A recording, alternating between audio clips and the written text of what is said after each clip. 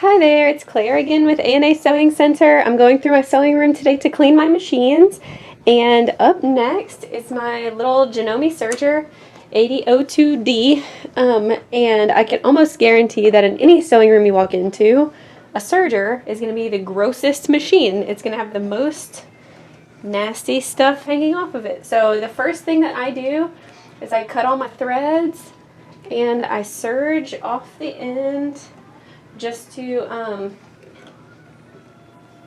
kind of get everything unthreaded. Then I have my little Costco shop vac that I'm going to use to suck up most of the visible trash, an initial trash suction.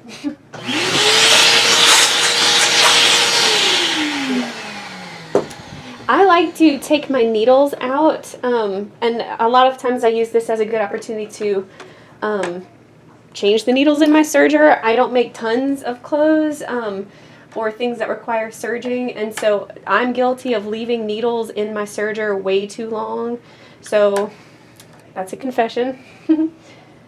So usually when I'm cleaning, I always take my needles out, and on this little machine, this small serger, these screws can fall out. So before I continue, I want to tighten those back up. So next step, I'm going to raise up my foot, and we need to clean. This thing is full of nasty, I say nasty, it's dust, it's lint, it's from being used. You can't be mad about that. And so I'm going to go ahead and kind of wipe it down. I have this little dusting paper towel that I'm using. And if you are not confident threading your serger and it's horrifying for me to say, oh, just cut your threads, this is a good time to learn. I think everybody needs to rethread your serger on a regular basis. It's just going to help you gain a little confidence with that. So I'm going to go ahead and sweep some of this stuff out.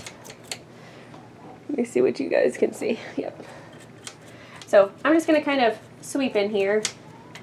Don't loosen any screws, don't tighten any screws. This is home maintenance. We're not getting crazy.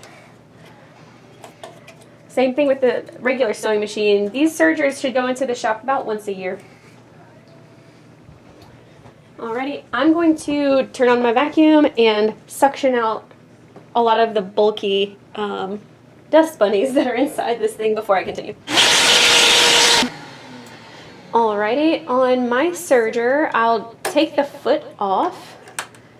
And just a lot of times it just has a few extra hangers on there, so I'll pop that off. And then the needle plate can come off too. This allows you to clean inside the feed dogs. I would say this is probably an optional part because I don't want you guys doing anything that you're not comfortable with on your machine. That once a year cleaning will kind of handle some of this.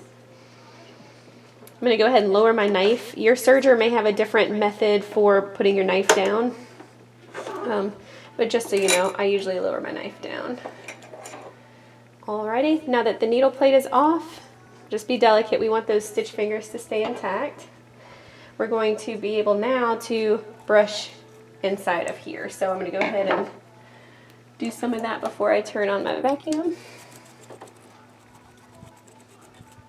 Nothing crazy. We just want the dust out. And there's a lot of it in the serger.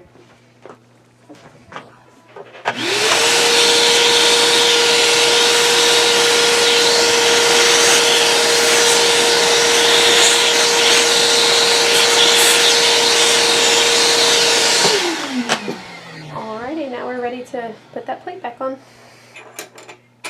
Okay.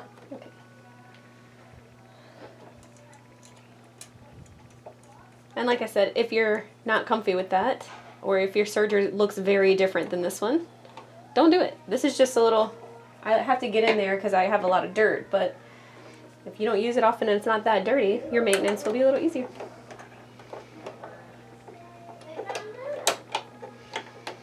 I do want to say also, if you have a self-threading serger with those little air ports, you just need to be kind of careful. You have more moving stuff inside than this one's kind of a big empty box. So just be careful. And then I will put fresh needles in here. Make sure that the flat part of your needles are going toward the back. Okie doke. Next we need to deal with our tension pieces. same thing. You can brush in here as well as you want, but there's really no substitute for what I'm going to call the dental floss method. This is just all-purpose sewing thread, not hand sewing thread, which has a wax coating on it. I'm just going to go in each of the tension discs, kind of floss it out.